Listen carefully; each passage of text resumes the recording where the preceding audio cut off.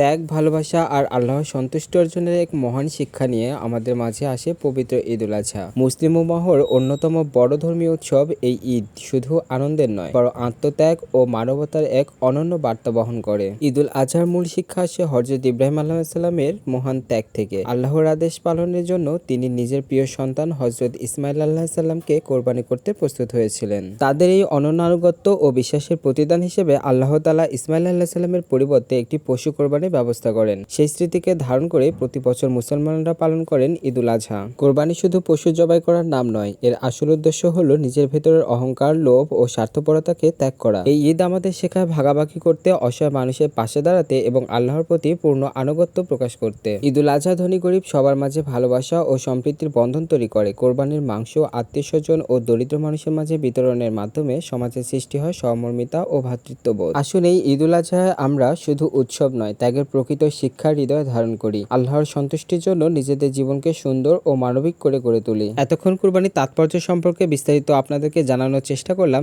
চলে যাই এবার আমার ব্লগ ভিডিওতে। আজকে তো পুরোটা দিন একদম কষার রোল প্লে করতে গিয়েছে, কারণ সারাটা দিন মাংস কাটাকাটি করতে গিয়েছে। আমি তো ঈদের নামাজ শেষ করে ড্রেস চেঞ্জ করে তারপর কষায় ড্রেস পরে খাটিটাটা খুব সুন্দর করে ক্লিন করে পরিষ্কার করে সেগুলো আবার ঈদ মাঠে নিয়ে আসলাম। আর এদিকে আমার বাবা এবং বড় ভাই গরুটাকেও মাঠে নিয়ে চলে আসলো। গরু তাড়ানি খেয়ে আমার ছোট ভাই মোহাম্মদ যে দৌড়ানি দিয়েছে সেটা দেখে তো হাসতে হাসতে আমরা অজ্ঞান হওয়ার উপক্রম। দেন গরুকে সবাই মিলে রশি দিয়ে বেঁধে পেরে তারপরে সেটাকে এখন জবাই করার পালা। এখন সবাই মিলে কিন্তু গরুকে কাটাকাটি শুরু করে দিয়েছে। আর আতিকও এদিকে দেখেন কি সুন্দর করে কষায়ের মতো করে মাংস কাটাকাটি শুরু করছে। আর বাবা কিন্তু আজকে প্রচুর পরিমাণে কাজ করছে, যার কারণে কিন্তু একদম ঘেমে ঘুমে একাকার। আর এলাকার যতগুলো গরু ছিল সবগুলো কিন্তু জবাই করার কাজে কিন্তু তিনি হেল্প করছেন। আর এই তো মাংস কাটাকুটি শেষ, প্রায় 1টা থেকে 1:30টার মধ্যে আমাদের মাংস কাটাকুটি একদম ফুল কমপ্লিট হয়ে গেছিল। তারপরে মাংস নিয়ে এখন বাসায় ফিরছি। এখনো প্রচুর পরিমাণে কাজ কিন্তু এখনো শেষ হয়নি। এগুলো এখন অনেক ভাগ বাটোয়ারা করে আত্মীয় স্বজন, ফকির মিসকিন, বাড়ির আশপাশে যারা আছে তাদের সবাইকে দিতে হবে। তারপরে এগুলো রান্না করতে হবে, তারপরে এগুলো খেতে হবে। কখন যে রান্না হবে, কখন খাবো সে আশায় বসে আছি। সারাটা দিন আজকে খুবই